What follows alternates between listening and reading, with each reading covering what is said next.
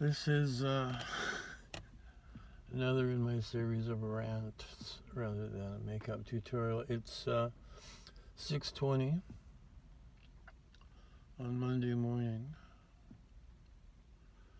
and I look like this. And what this message is come pollinate me, boys. I wouldn't leave the house without approximating this amount of femininity, because I feel pretty and witty and gay. I don't feel like putting my greasy hair in a ponytail and wearing a team sweatshirt and yoga pants and dirty running shoes and 4-day-old underwear and going out. And you know who you are. This is also mainly going to be about the long-distance slavery, or the sexual slavery of the long-distance T-girl. And slavery is where you are forced through circumstances, whether they be painful or psychological,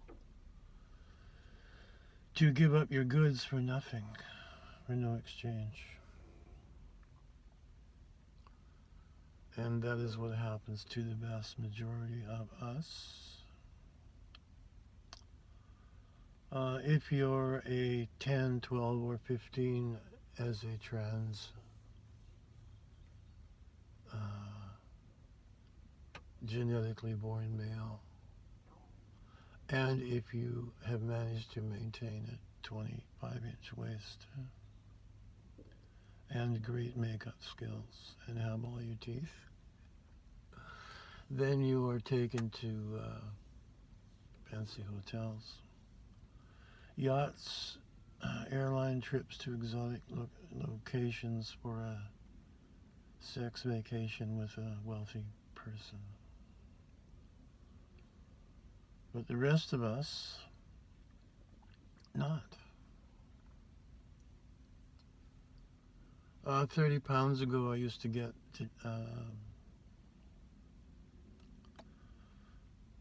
more attention, let's put it that way, but it was still slavery.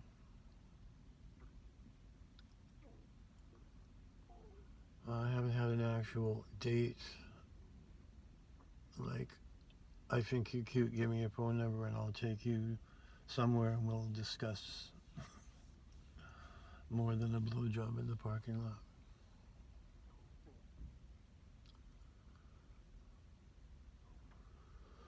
lot. The medical problem at the basis of trans, and I'm trans, so don't attack me with labels, people who are not cisgender, normal-ish, is for people born with male bodies, is called testicular feminization syndrome, which is a DNA fault. It's very rare, and what it means is the baby's unable to uptake testosterone from the mother during gestation, so the brain doesn't get male hormones and become a male brain. It stays female brain, washed in progesterone and estrogen, and then when the baby's born, it's unable to manufacture its own testosterone until puberty. And you get a feminized version of a male, or a non-masculinized version of a male. And the psychological speak is, I feel like a woman in a man's body, which is literally true because the brain was never masculinized. And the processing from outside to inside is processed by feminine architecture in the brain. And when you look in the mirror, you see Paul Bunyan and you go, that's not right. And then if you do this, you look in the mirror and go, oh, that's right. So there is a medical basis for this. That's nature, compounded with nurture, how you're treated as a child has a large effect on the outcome. Also, if the father is in the proximity of the pregnant woman, if he's a psychopath or a narcissist, his negativity will alter chemicals in the mother, which will send signals to the baby in the womb not to be too masculinized, because you're going to be attacked by the psychopath in the vicinity. So it's a survival mechanism. That's reason number 2.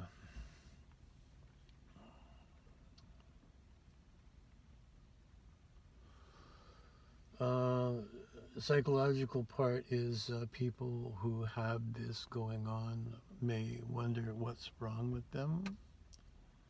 And because they're busy internally thinking what's wrong with me, they're less aware of the outside world. They're spending a lot of mental time trying to figure out what's wrong with them.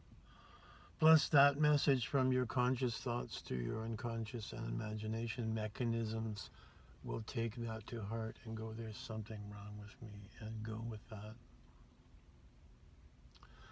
This can be done with meditation and positive affirmations.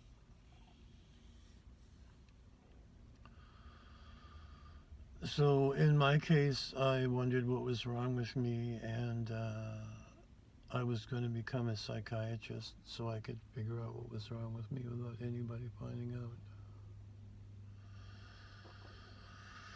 Luckily, I was kidnapped by rock and roll and left town to rock the world.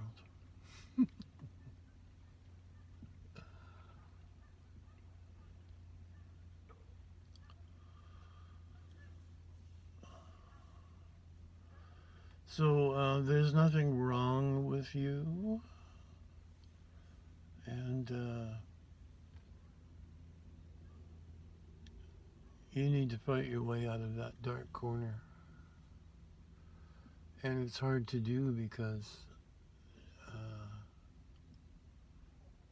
basically nobody wants to be seen with you. You're a being. You say, I'm me. This is me. And the whole crowd is like, ew. Ew. So straight men don't want anything to do with you because you're obviously gay, and if they're seen with you, they could lose their house, their car, their marriage, their children, everything. Gay people don't want to be with you because they know you're not gay. Women don't want to be with you because obviously you're gay. And the only people who are interested are fetishists, and mostly older men who are losing their ability to get an erection, either from bad health or being married to a walking zombie of a wife. So to get their head straight, they need to have sex with somebody. There are 3 nervous systems in the body, the sympathetic, the parasympathetic, and the vagus nerve. And when you have a sexual climax, sexual energy runs around all 3 and tells the organism that all is well and you are doing your biological duty to survive. That also clears the mind of thoughts that are impeding your clarity of survival. So they seek us out. because we're not high maintenance like women.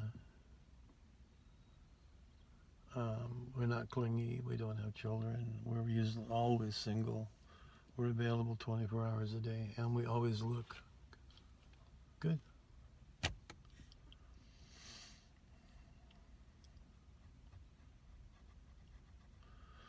But what that means for us is you don't get a phone call until he can't take his problem anymore and wants to come over for a solution. But you're not a person, you're a solution. And that's very demeaning. And where the slavery part comes in is because we're lonely, we're forced to accept this BS. To even spend 12 to 20 minutes with somebody in an intimate setting.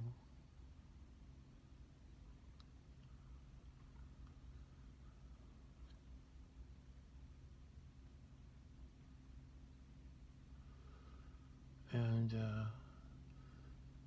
if the male climaxes, the minute that happens and that clarity happens with the shock of sex energy running around the three nervous systems, clarity clicks in and he immediately says, oh, I'm not gay, I have to get out of here.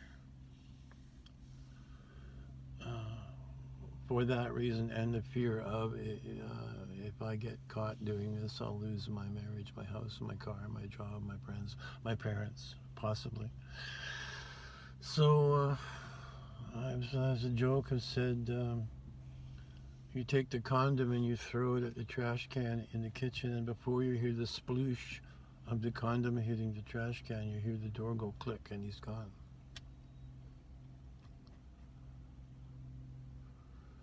And this is very psychologically depressing, and it's an invalidation of you. There's no cuddling, there's no thank you, there's nothing.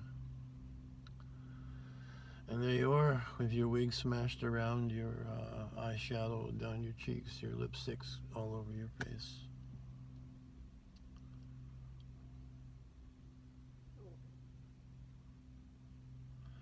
And it's all you can get. It's like being an unpaid prostitute.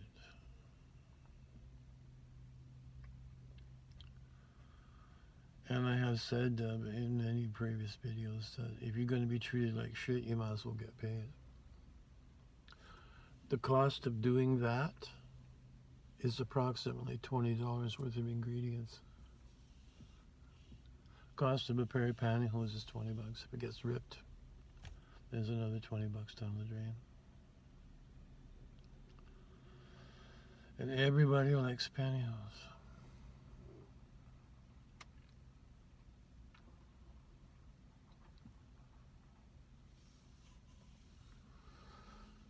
So this is the most medically articulate expose of the situation by someone who's trans, whatever.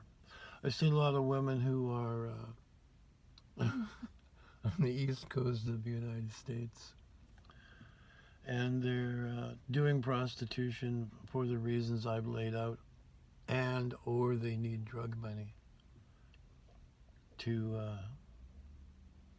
buy drugs, either because their drug just somehow got into drugs and became addicted, or they're using it to quell the crazy voices in their head. What's wrong with me? No one likes me. I'm not equal. Powered by all that invalidation of I'm here, I'm gone.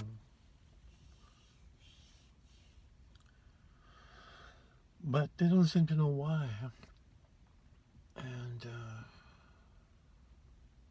these are the whys.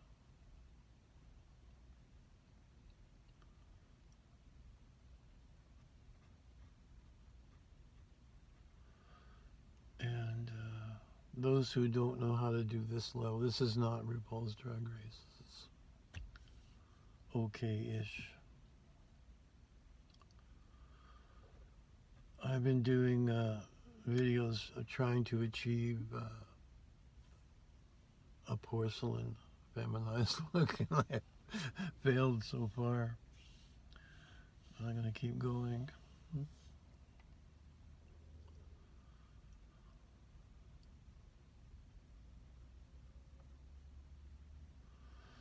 So be kind to your local trans woman because she's having a rougher time than most people.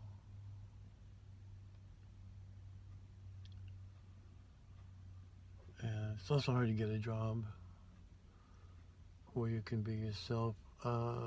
Plus side of that is that the trans crowd, the IQ is generally higher than other people. They make good employees because they understand and value their job and can do it better than most. But if you're thinking all the time, I can't be me, you can't have total mental clarity at a job or your life. And the voices in your head will eat away at you. What's wrong with me? Am I crazy? Nobody likes me. I'm not worthy of love. If my kids find out, they'll disown me.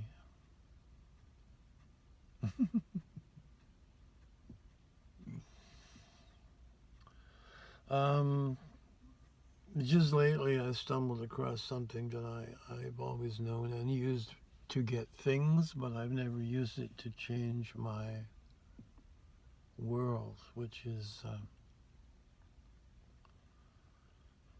positive affirmations in present time. Your mechanisms that come with you, your imagination and your unconscious and telepathic powers. Listen to what those voices in your head says and listens to what you speak.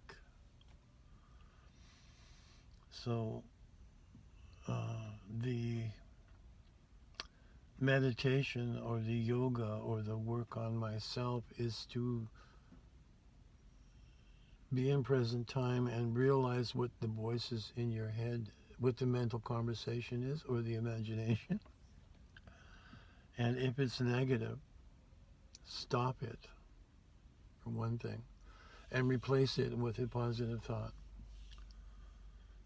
Like, instead of, I'm going to lose weight and look better, you would say, I'm shedding that weight right now in present time. I am beautiful. It's happening now.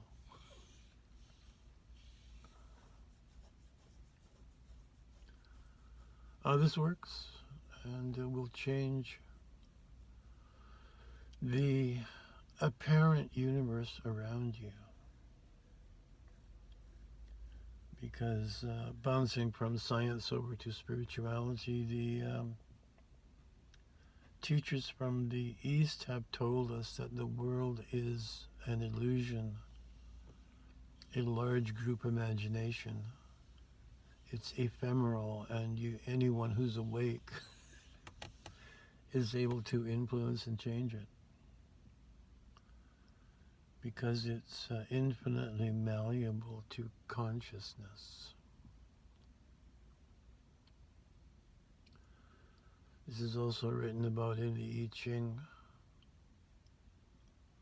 ancient Chinese fortune casting book, which works. The U.S. Army even has it in their computer system to forecast scenarios. That's a pretty good validation of that. And the I Ching comes from Confucius, considered an ancient book. I think he was about 2,000 years ago. So this is from before the fall of a few civilizations. Every 10,000 years a civilization is wiped out by planetary alignment. That's why we don't have any history.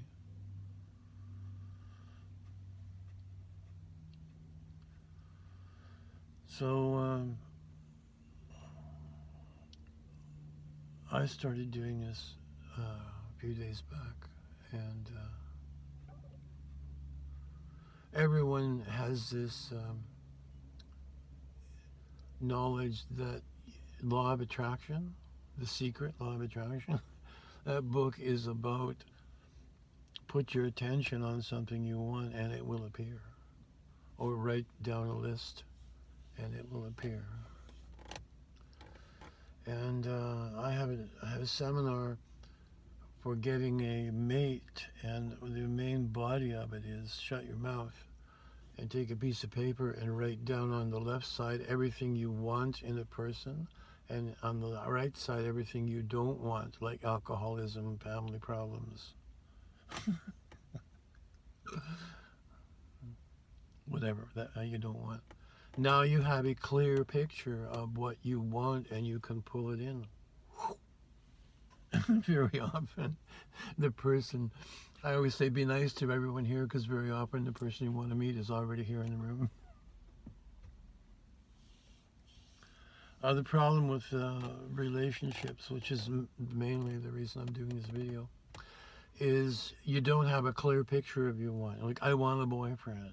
I want to meet a stud. I need someone to make love to me who has no problems with it. That's not a clear enough picture. But if you write down everything, like height, hair color, languages, hobbies, body style, availability, is he in your city, whatever you can imagine. If you're into photography, is into photography or into being photographed. And on the other side, you put not a druggie, not an alcoholic, not a psychotic, not a narcissist. It doesn't have 3 ex-wives who are bleeding him dry and killing his mind. Kids are for him, has a job, bathes regularly, and all that stuff. And within a few days, you'll meet somebody. However, to meet somebody, you have to be conscious. You have to be awake and aware. And to do that, you need to quell the voices in the mind, because you'll be introverted. And the person will come near you, and you'll glance at them, or you won't say, "How's it going?" And they'll disappear. So this is the formula, is quell the voices in the mind. And do positive affirmations. Like, I am beautiful. Now, not later, now, in present time. If you say, I will be beautiful when I can afford more makeup, your mechanism will go, okay, we have to wait till more makeup is acquired before we can produce beauty. So you have to do it in present time, and then your imagination and telepathic powers will go, oh, the boss says we're doing it now, so we have to do it now.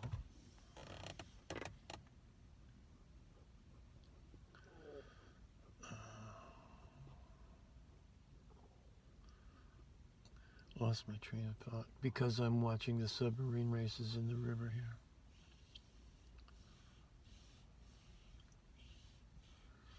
The Russian submarine didn't show up today because they're busy in the Bosphorus.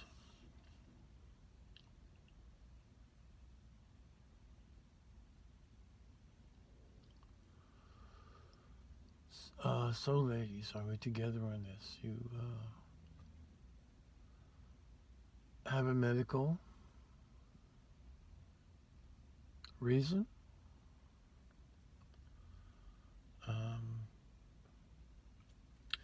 A very famous American philosopher who's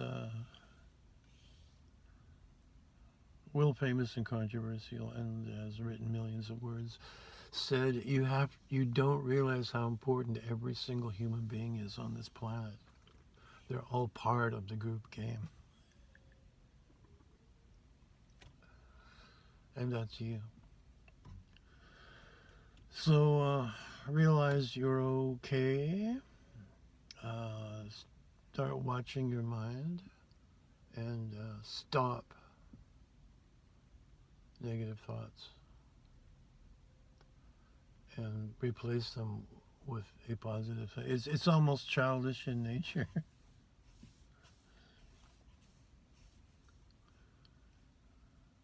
Yeah, I say, well, I'm too fat.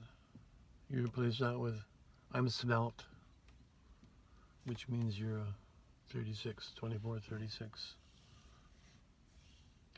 And your mechanisms will get to work on that.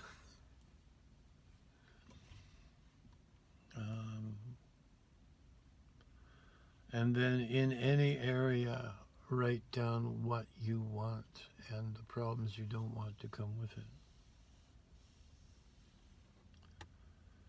And that is the secret of the secret. You say, I am doing this now, and I am writing now, and these are the things I want now, and these are the things I don't want now.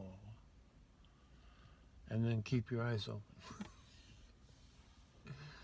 You can meet people in parking lots, grocery stores, join some clubs, go to some events, feel pretty, and your situation will improve. And there's a class of girls I'm trying to reach. Spend money on yourself. You don't have to have a $17 party wig. This was 20 bucks. It's a nice wig. You can buy, if you follow my channel and do the work on your skull shape, skin tone, body style, you'll figure out what shape of wig and what color you should buy, and you can buy one human hair wig, which will be $250 to $600, and it will last, and you can style it.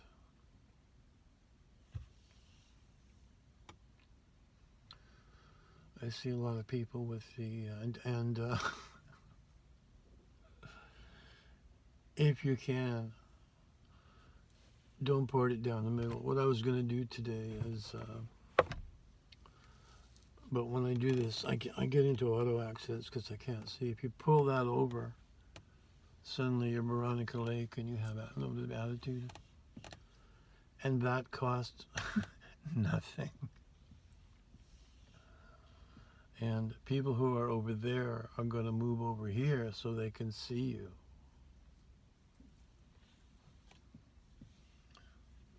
It's just a trick, and the length is the same.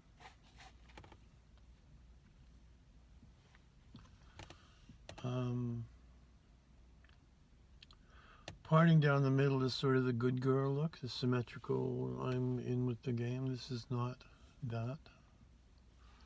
This is a 60s teenage Vogue model.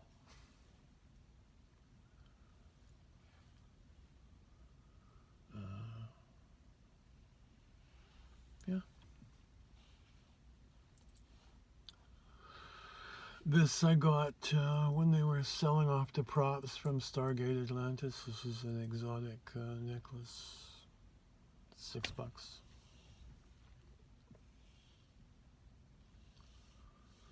So I think I will end here.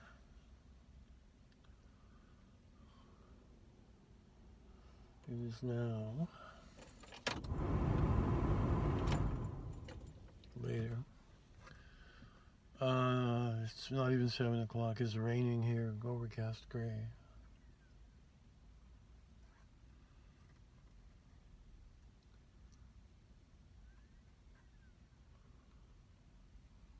Okay. So I'm doing this to help people who are able to receive my level of help. I'm not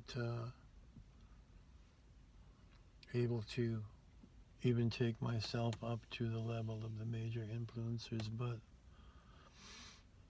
people open doors for me. Well, they still call me sir. So I'm halfway there. So if you're looking for a second chance in a halfway house on a one-way street, look at the rest of my videos.